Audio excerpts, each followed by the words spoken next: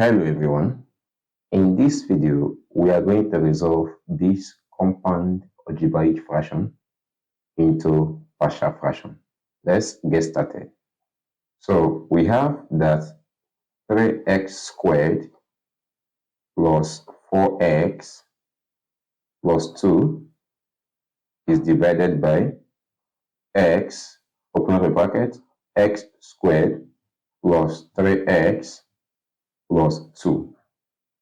Now, the first thing we do is to check if the quadratic expression is factorizable.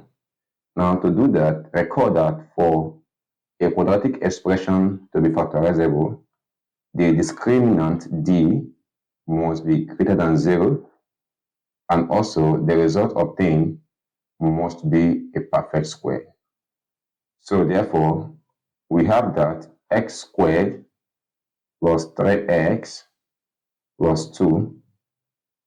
Now, note that the coefficient of x squared here is 1.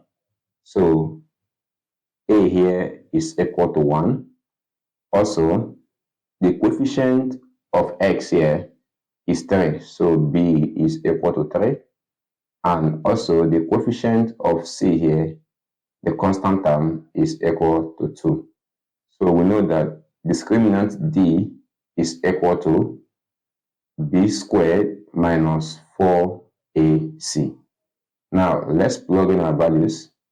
So we have that this is 3 squared minus 4 times 1 times 2.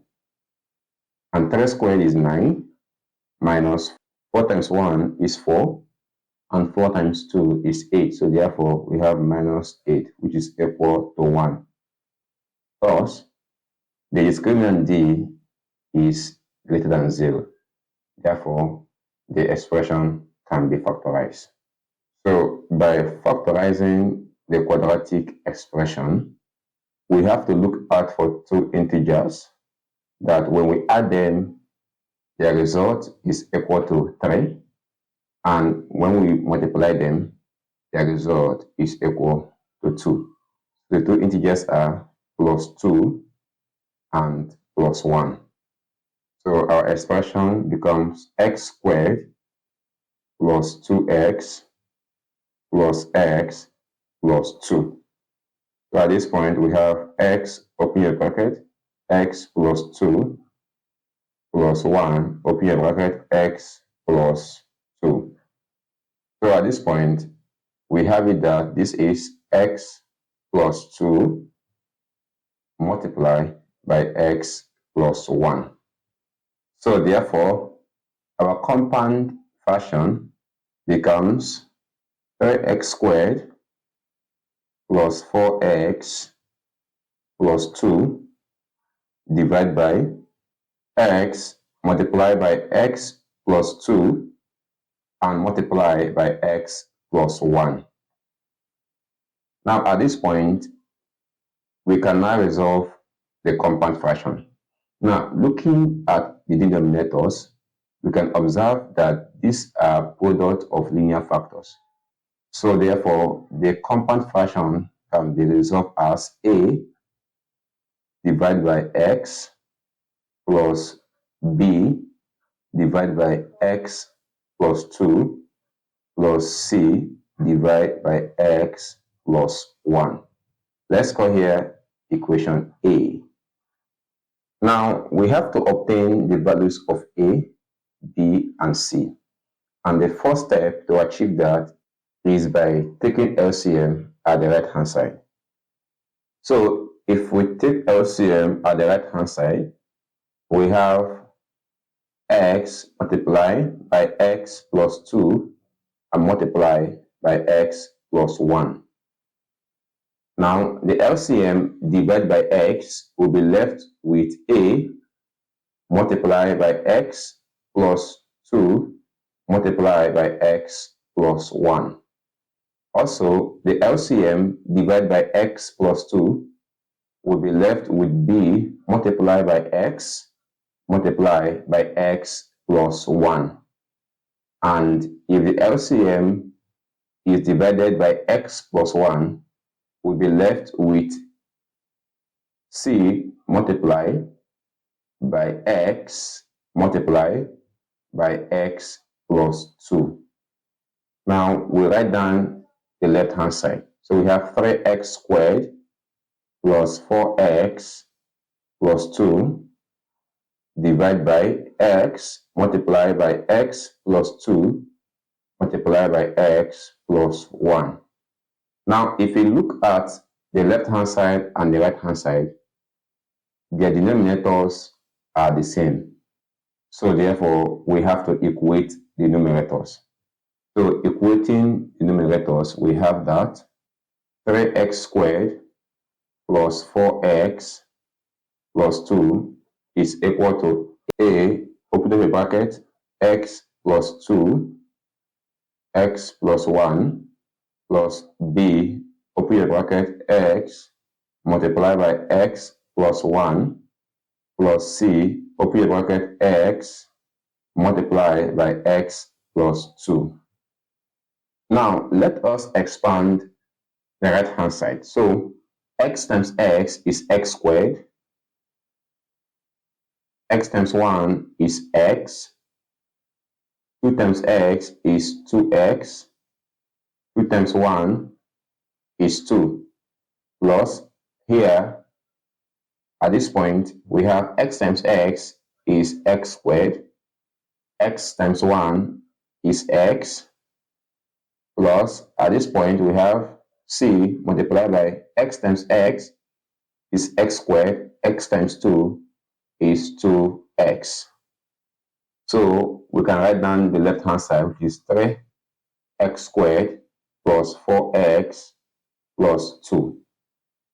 Now at this point, we can use a to open up this bracket, and then use b to open up this bracket, and then use c to open up this bracket. So we have that this is a times a squared is ax squared plus, now looking at this point, x plus 2x is 3x. So 3x times a is 3ax plus 2 times a is 2a plus b times x squared is bx squared plus b times s is bx plus c times x squared is cx squared, and c times 2x is plus 2cx. Now we can write down the left hand side. We have 3x squared plus 4x plus 2. So looking at the right hand side, we can group similar terms. So we have that ax squared, b squared, and c squared can be grouped. So we have a plus b plus c all multiplied by s squared. Since they have s squared in common, now we have 3ax, bs, and 2cs. So this becomes plus 3a plus b plus 2c all multiplied by x, and for the constant term we have only 2a. This is plus 2a. Now we can write down the left hand side. You have 3x squared plus 4x plus 2. Now looking at the left hand side and the right hand side, we can obtain the values of a, b, and c by comparing coefficient. So first, by comparing coefficient, we have x squared here, and then we have x squared here. So the coefficient of x squared at the left hand side is 3, and that at the right hand side is a plus b plus c. So we have that a plus b plus c is equal to 3. Now also at the left hand side, we have 4 as the coefficient of x, and at the right hand side, we have 3a plus b plus 2c as the coefficient of x. So we have that this is 3a plus b plus 2c equal to 4. And then the constant term 2 here also corresponds to the term 2a. So therefore 2a being a constant term, is equal to 2. So let me call here equation 1, call here equation 2, and call here equation 3. Now we can obtain the values of A, B, and C by solving equation 1, 2, and 3. So from equation 3, we have that 2A is equal to 2. So from here, you can have it that A is equal to 2 divided by 2. So A is equal to 1. Now at this point, we will substitute the value of A into equation 1. So we have it that 1 plus B plus C is equal to 3. So B plus C is equal to 3 minus 1. So B plus C is equal to 2. Let me call here equation 4. Again, we can substitute the value of A equal to 1 into equation 2.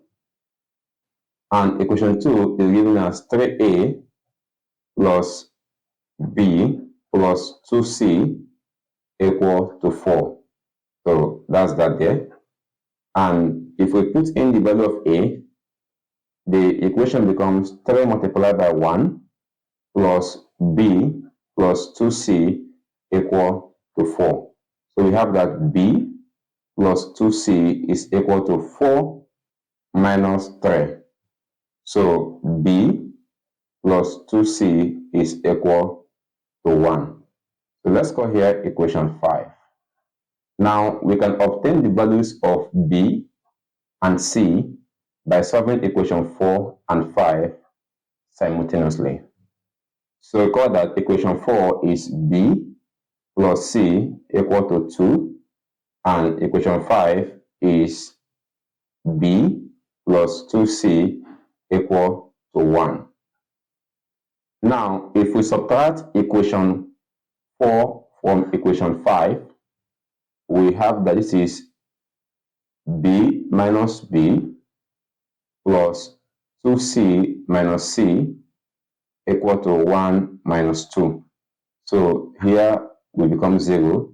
So we have 2C minus C is equal to C, and 1 minus 2 is equal to minus 1.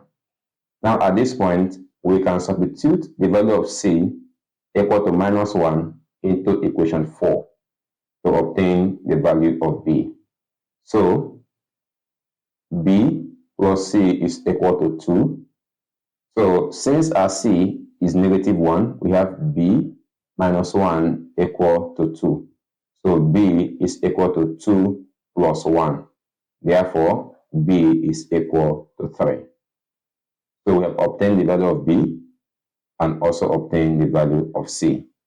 But recall that the value of A is equal to 1. So therefore, we have it that A is equal to 1, B is equal to 3, and C is equal to negative 1. Now at this point, we can substitute the values of A, B, and C into equation A. Now recall that equation A is 3x squared plus 4x plus 2 divided by x multiplied by x squared plus 3x plus 2. This was resolved to A divided by x plus B divided by x plus 2 plus C divided by x plus 1. So at this point, let's put in the values of A, B, and C. So we have it that 1 divided by x plus 3 divided by x plus 2 minus 1 divided by x plus 1. So we have been able to resolve our compound fraction into partial fractions.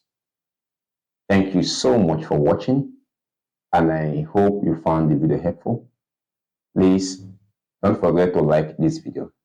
And for more exam questions on partial fractions with denominators that cannot be factorized, and also for improper fractions And for repeated roots, do not forget to check out our playlist on partial fraction. We have provided a lot of solutions for exam questions. And please don't forget to subscribe to our channel. Bye, and I will see you in my next video.